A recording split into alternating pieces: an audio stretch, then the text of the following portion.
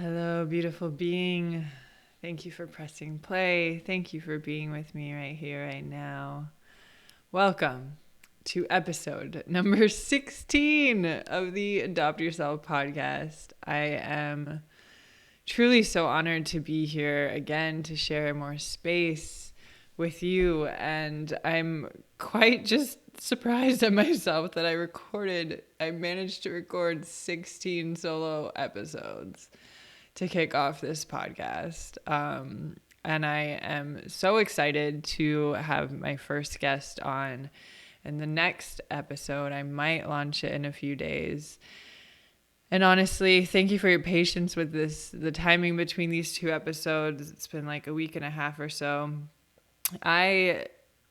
Before I ever show up for something, whether I have a phone call with someone, if it's an interview, if it's an email to respond to, if it's a text message to respond to, if it's a lunch date, if it's meeting someone in person, whatever it is, if I'm not in the energetic space to transfer whatever I am emotionally, mentally, or physically, or spiritually feeling and going through, I will reschedule, I will cancel. And so with this podcast, my intention was to do weekly and to do every Sunday. And, I'm just flowing. I'm just letting myself flow and being okay with that and not adhering to a rigid schedule like I used to. And just being okay and knowing that by me honoring my process, by me honoring where my energy is, that will then help me in serving you better. And so it's my responsibility to always process what I'm going through instead of transferring it onto someone else, because when we transfer, we tend to project. And if I'm at a low vibe frequency, I do not desire to transfer a low vibe frequency onto someone else. It's up to me to process it, to find the root of it and to move through it, to then transmute it into a higher vibe, to then press play and record and be right here, right now. So what has been going on in the past 10 days or so has been a lot. Today's November 12th. It's a beautiful, beautiful sunny day in Los Angeles. And I knew going into a National Adoption Awareness Month this November, I knew that things would come up. I knew that I would consume content that would bring activations. I wasn't really entirely aware of what would come up for me internally and what childhood memories would come up for me. And just the grieving side of it all, I wasn't entirely prepared for. And I've talked about grieving a lot. And it's, especially in 2020, has been such a beautiful gift of grieving for me, a gift of grieving past circumstances, past versions of myself, and grieving the fantasies that I used to have around certain things. And with this month being National Adoption Awareness Month, with November 9th being World Adoption Day, and then November 10th was the 32nd anniversary of the day I was adopted, so many emotions have come up for me. I went on live on my friend Michelle's Instagram, she's the one who I interviewed for this next episode, which I'm so excited to share her story. Such a beautiful human being, such a powerful, powerful story. And I just realized how much I was still repressing from childhood, how many times I still had, just not moved through what was happening. What I was really allowing myself to do the past 10 days, especially, is just feel. And I haven't even cried that much, but I've just contemplated more and become more aware of how many times as a child I fantasized about meeting my birth mother, and how many times I fantasized as a teenager about that, and a young adult, and literally up until yesterday. Like, how often I move mentally and emotionally into this hope phase, into this basically a Pollyanna mindset, which my mom has always called me Pollyanna, that I always look on the bright side of things, but to really just be more aware of how often I've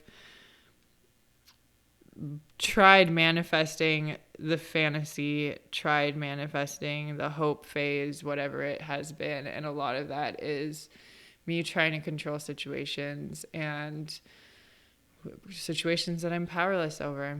And so with World Adoption Day, I was hesitant to share or post that day. Initially, I was going to do a podcast that day, and I just wasn't in the energetic space to transfer. And I really sat with it for a moment, and I kept seeing a few of my adoptee siblings posting smiley faces on their hand.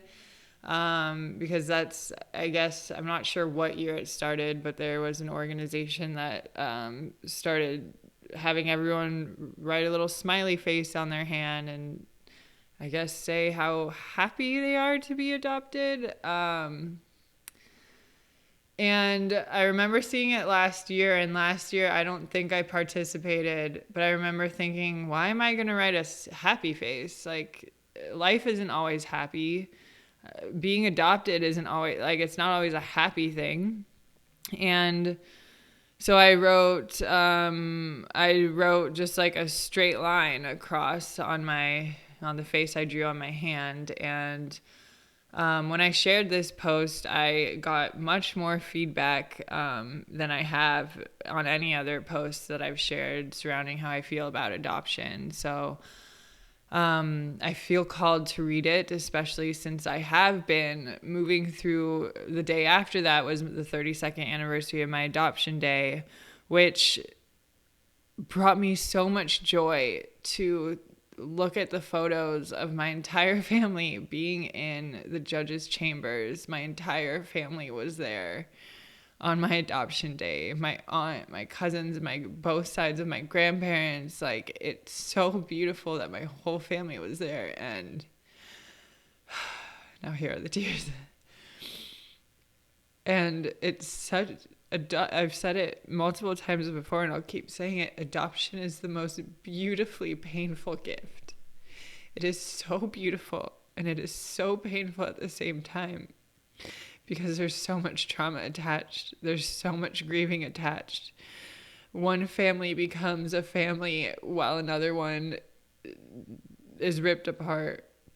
And there's just so many layers to it. And the older I get, the wiser I feel, the more I learn.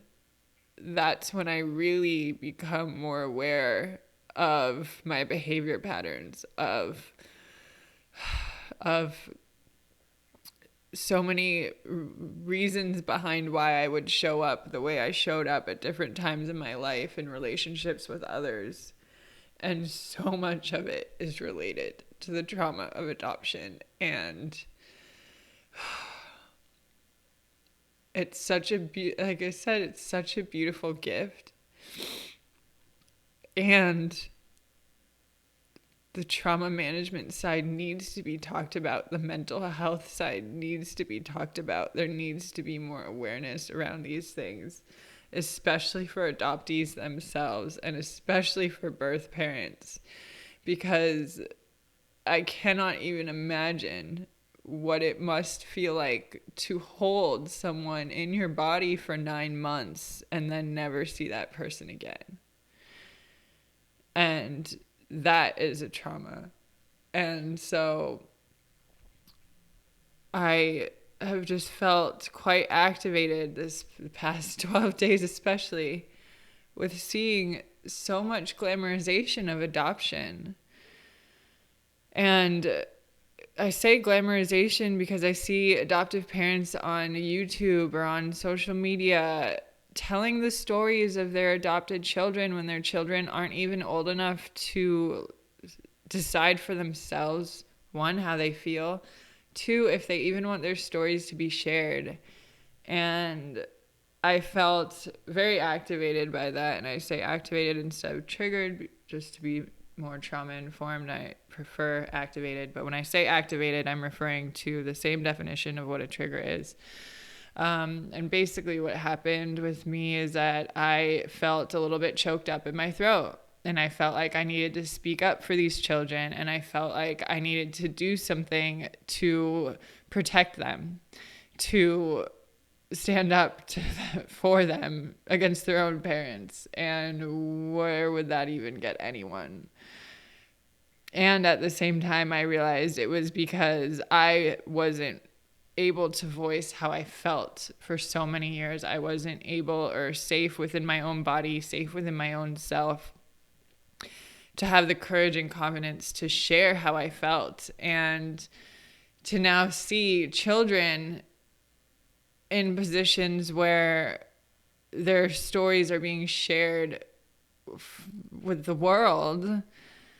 I can only imagine the amplification that has on the child, and my heart just goes out to them. My heart goes out to the whole family, because the parents probably just have no idea about how much trauma this child has gone through, or just the layers that need to be peeled back relating to the trauma of adoption. And the thing is, I've said it before and I'll say it again, trauma is defined by the person.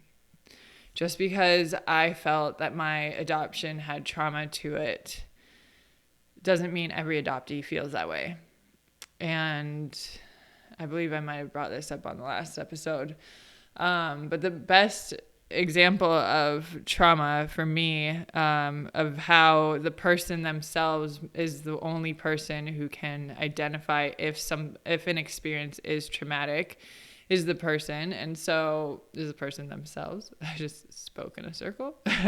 And so my favorite example of that is if I'm watching a 5-year-old child run away from a goose and the goose is chasing them and just making noise, I might think it's funny as an onlooker adult, but as that 5-year-old child or even younger child, the child might think that they're in attack mode and that they're in fight or flight mode and that their life is at risk. And so that could be a trauma for a child. And so just thinking about, I've really just been feeling this all out, just feeling this out of what is a way that I can offer more to the adoption triad, because the things that I know would help me and that would have helped me at younger ages, I don't see those resources out there for adoptees. I don't see them out there for the adoption triad to come together as one, to come together and through events, through workshops, through community, just so that we can all learn and hear and understand one another's perspectives better.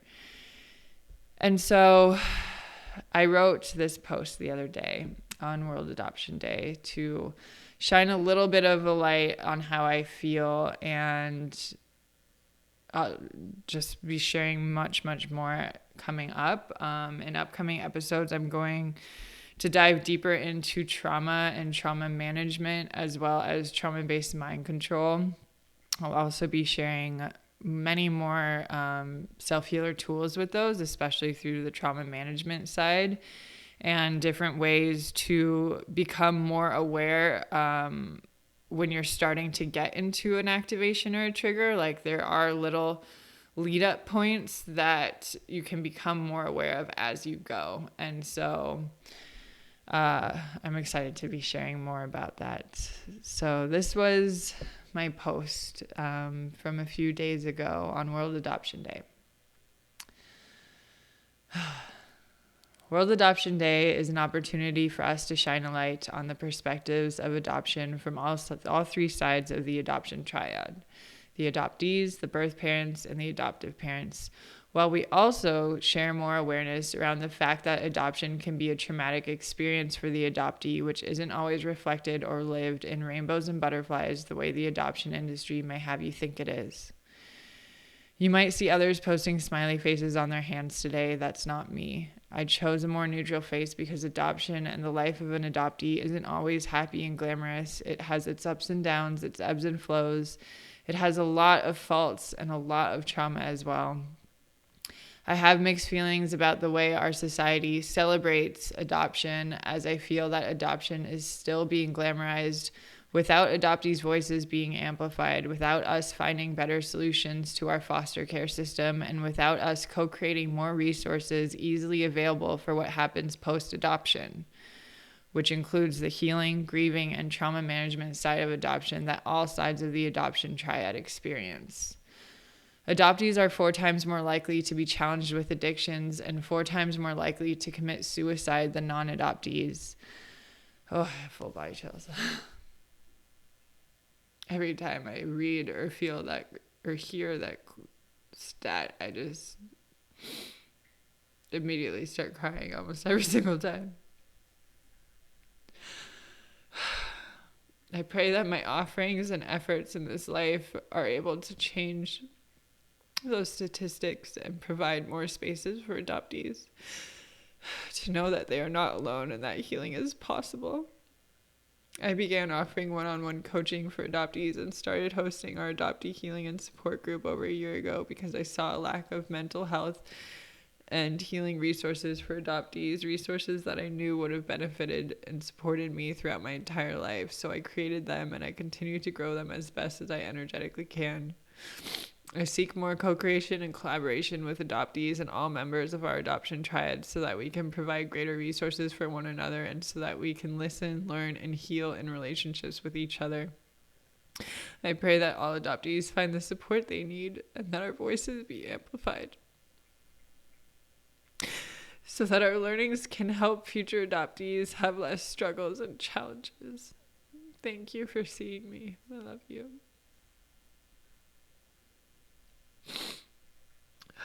So I guess I needed to hit record on this podcast in order to start crying this week.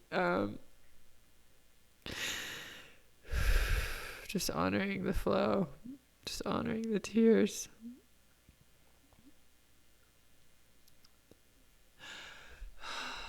Just honoring these tears.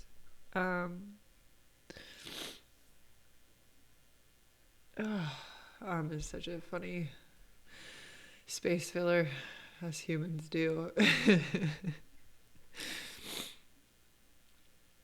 So, yesterday was 11/11, which was a beautiful manifestation portal. And as I sat in meditation, and then as I wrote out all of my manifestations, I wrote 3 pages of manifestations that I desire. And such a strong one was just for more healing for adoptees, for more resources. And it's so important to me for us to have these conversations. It's so important to me to bring the darkness to the light in order for us to accept it, or first for us to become aware, and then for us to accept it, and then for us to co-create solutions for it to be better. And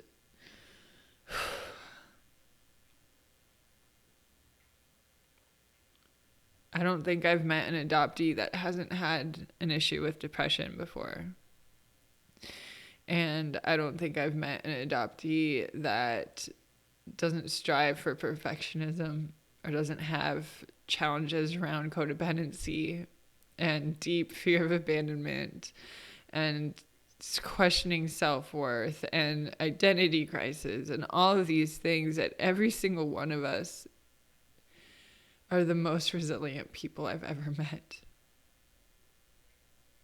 It's because we were taught that at such a young age. We are such beautiful warriors, my fellow adoptees. We are warriors of love. We are beautiful warriors of love, and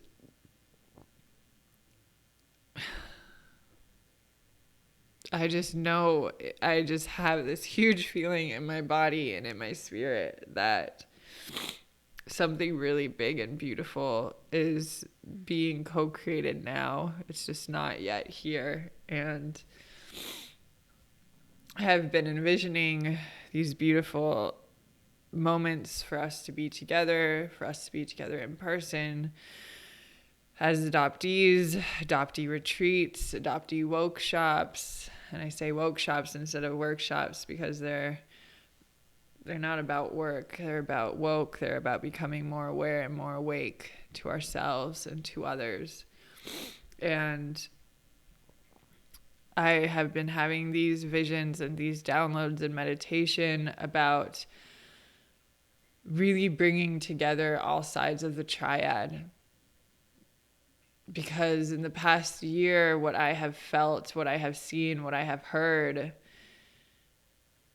is so much sadness, so much hurt from fellow adoptees, and so much of it can be healed through deeper relationships.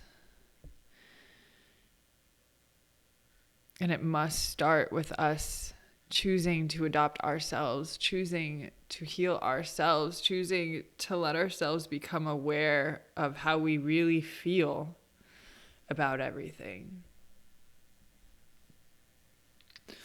And I can only speak for myself. And so much of my life, whenever I thought about how I was adopted, I thought, yeah, and it's great. I have this amazing family. I have this loving, supportive family. I love my life. I'm adopted and it's great.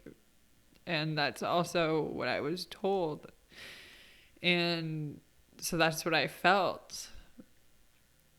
And then I had all of these other feelings that I didn't link to adoption until later on. I had all these feelings of someone knocking on the door and telling me they were taking me back to my quote-unquote real family. I've had all of these nervous moments, these little anxiety ticks here and there surrounding abandonment, rejection, and dealing with perfectionism, and then wanting things to be so perfect that I end up not doing them. And just the codependency has been a big one for me. A really, really big one. And the thing is, you first become aware of all of these things. But in order to become aware, you must let go of the hate, the judgment. Because for so long, when I was aware of it, but I judged myself about it, so I kept trying to change it before actually fully becoming aware or before actually fully accepting. So I'd run myself in these circles and these spirals of, oh, I'm not that. That's bad. I'm not that. And I would then throw all of my energy to be as much not that as possible, when really I was that, and when really it was for me to accept it in order to go from it instead of trying to run from it. And so much of this, especially these past 6 years, as I've been on this journey of introspection, on this self-healing journey, self-guided self-healing journey, I have seen how important I felt my biological family was. I have seen how I put my birth mother on a pedestal. I have seen how I put my parents on a pedestal. I have seen all of these things that I did growing up or in adolescence or in adulthood, and I've chosen to dismantle it. I've chosen to unravel, to reprogram, to reparent myself. And every single day I wake up rising in love with myself more, accepting deeper parts of myself. And now I'm in a place where I'm learning to play with life more. I'm not taking it as seriously. And I'm so grateful for that transition.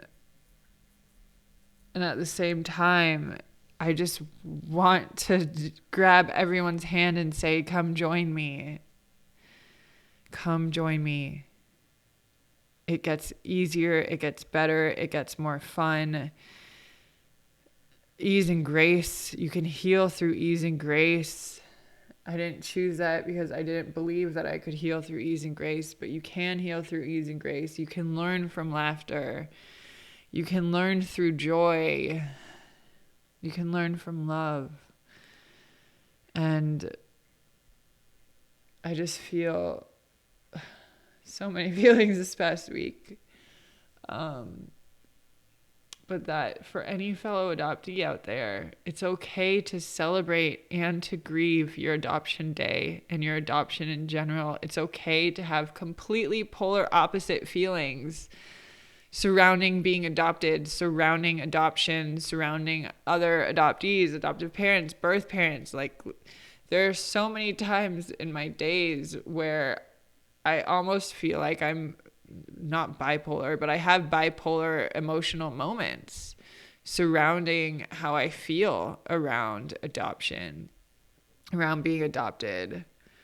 And there's times that I get nervous or I clamp up around talking to other adoptive parents or other birth parents because I just don't know where it'll go. With adoptees, I'm much more comfortable because it's become so normal to me now to speak to new adoptees almost every day. And it's interesting to see more adoptive parents and more birth parents starting to reach out to me. And now I'm like, oh, whoa, this is new. And it's really exciting. But it's okay to have those and it's okay to have these moments of hesitation, to have these moments where an old fear might pop up. Fear of rejection was something I was really moving through the past 2 months. And on Halloween, I just did this really big release ritual on the full moon. I was just like, I am not letting any fear stop me from fully being my authentic self. And that included my fear of me saying something or doing something and then that possibly impacting my birth mother, because we might not have the best relationship right now. And she hasn't replied to my email in like over 2 months. However, I know that she knows my Instagram. I know that she watches and sees the things I post, and I hesitated for a solid probably year around sharing how I really feel about adoption, how I feel about things. And I was just like, me stopping myself from fully sharing my truth was only a disservice to myself.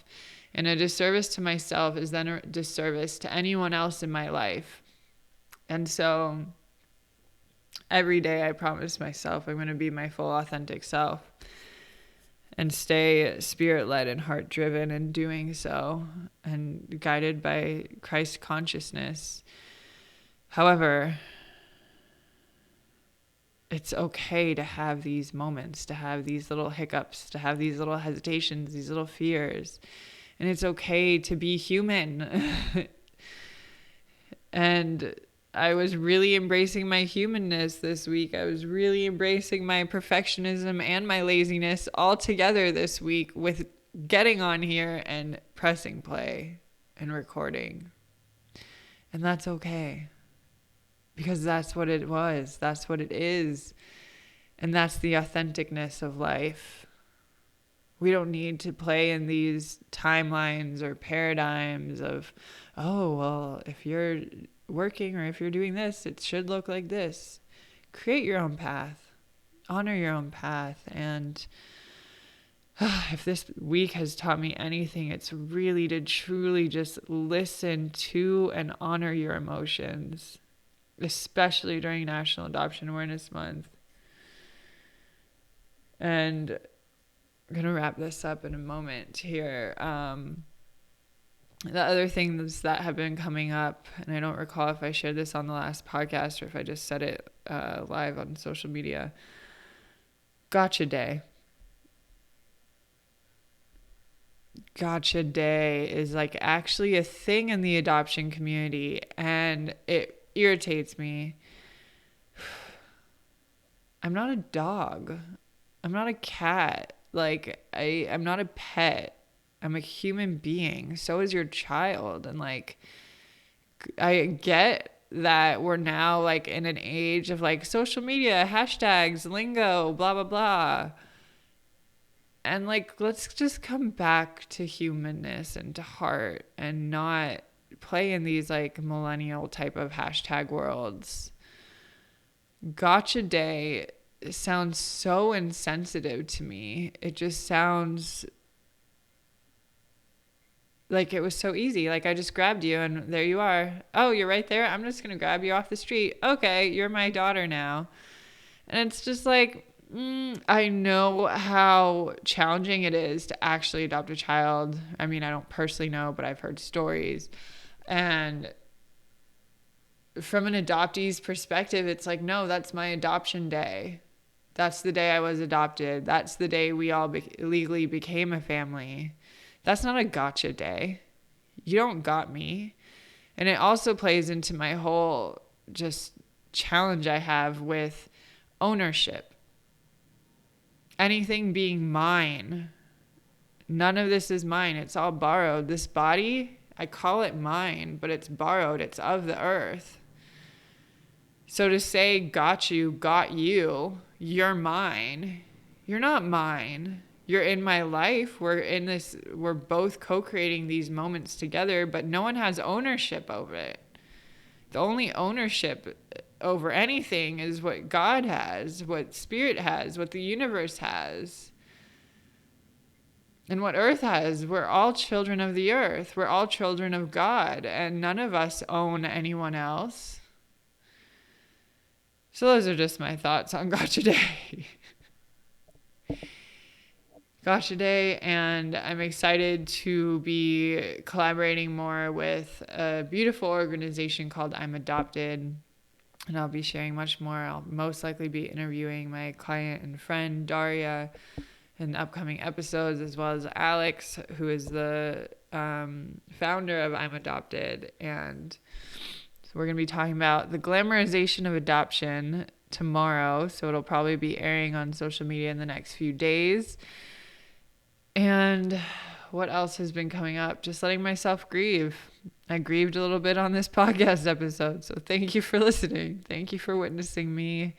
Thank you for seeing me. Thank you for being part of my journey, our journey, this life.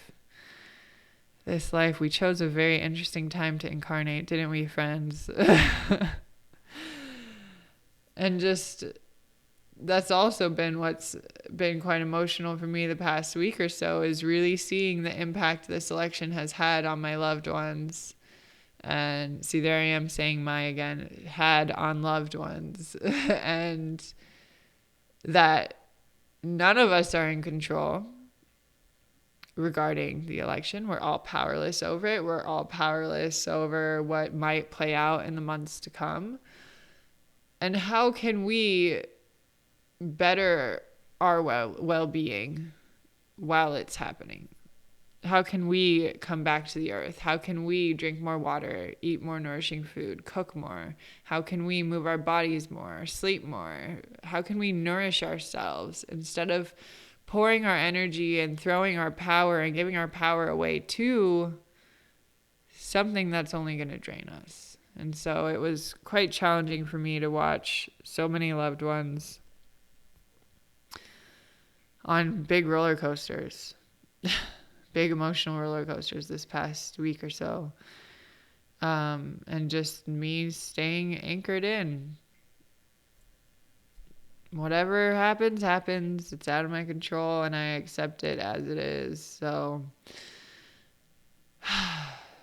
to all my fellow adoptees, I love you so much. I love you so much. It's okay to celebrate. It's okay to grieve. It's okay to be angry. It's okay to be happy. It's okay to not know how you feel. It's okay. And if you are an adoptee or an adoptive parent or a birth parent and you'd like to share your story about how adoption has impacted your life, or if you would like to share how you have chosen to adopt yourself, I would love, love, love to have you on the podcast. And I will add a link in the show notes to fill out a form and for that. And that's all I have for today. I just keep praying for more compassion, more involvement, more healing and liberation for our human species, for us to find more love for ourselves and more love for each other. And I just keep holding every adoptee, every adoptive parent, and every birth parent in my heart, especially this month. And I know in my heart and in my spirit, I know we are coming together stronger than ever before to unite and to heal through relationship with each other. I feel it coming, and thank you for being a part of this journey. I love you so very much. Thank you for subscribing, and thank you for writing a review and sharing this with anyone you think it might support in any way. And if you are an adoptee, I'd love, love, love, we would love to have you join our adoptee support group, held every Tuesday at 5:30 p.m. Pacific time. And a link is in the show notes for that as well. And if you are part of the adoption triad and you'd love to connect more, I am here. And I love you all. Thank you so, so much for pressing play and being part of this. And if there's anything in particular that you'd like to hear more about, I know I personally feel called to share many more specific self-healer tools and some more interviews. So if there's anything that you think would help and support anyone in the adoption triad, let me know. And I am so excited for my book to come out soon, to share more tools with each and every one of you. And check out my Instagram, as I will be going live more there, especially this month. It's Allie.lee.jameson. And I love you all. Thank you for being a part of this beautiful journey with me.